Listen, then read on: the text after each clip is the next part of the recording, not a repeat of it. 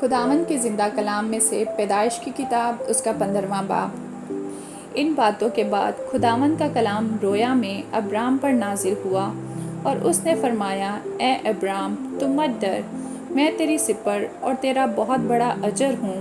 Abram نے کہا، اے خداوند خدا، تو مجھے کیا دے گا، کیونکہ میں تو بے اولاد جاتا ہوں اور میرے گھر کا مختار دمشقی العازر ہے۔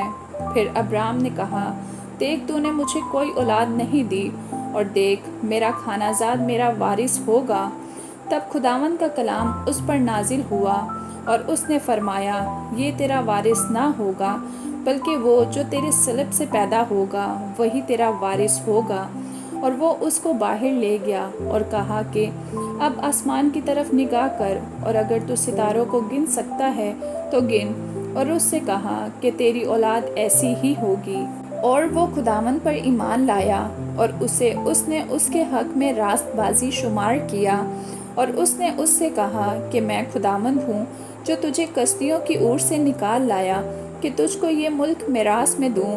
اور اس نے کہا کہ اے خداوند خدا، میں کیوں کر جانوں کہ میں اس کا وارث ہوں گا؟ اس نے اس سے کہا کہ میرے لیے 3 برس کی ایک بچھیا اور 3 برس کی ایک بکری اور 3 برس کا ایک مینڈھا اور ایک قمری اور ایک کبوتر کا بچہ لے۔ اس نے ان سبھوں کو لیا اور ان کو بیچ سے 2 ٹکڑے کیا، اور ہر ٹکڑے کو ان کے ساتھ کے دوسرے ٹکڑے کے مقابل رکھا، مگر پرندوں کے ٹکڑے نہ کیے۔ تب شکاری پرندے ان ٹکڑوں پر جھپٹنے لگے، پر ابرام ان کو ہانکتا رہا۔ سورج ڈوبتے وقت ابرام پر گہری نیند غالب ہوئی، اور دیکھو، ایک بڑی ہولناک تاریکی اس پر چھا گئی۔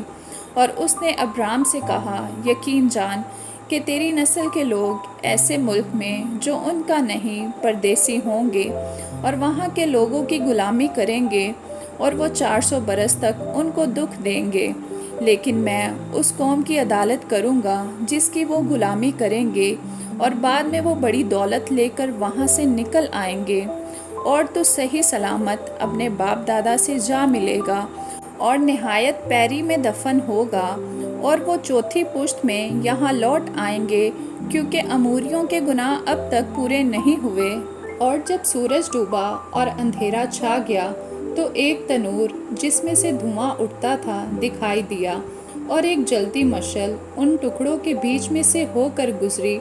اسی روز خداوند نے ابرام سے عہد کیا اور فرمایا کہ یہ ملک دریائے مصر سے لے کر اس بڑے دریا یعنی دریائے فرات تک، کینیوں اور کنیزیوں اور کدمونیوں اور ہتھیوں اور فرزویوں اور رفائیم اور اموریوں اور کنانیوں اور جرجاسیوں اور یبوسیوں سمیت میں نے تیری اولاد کو دیا ہے۔ آمین۔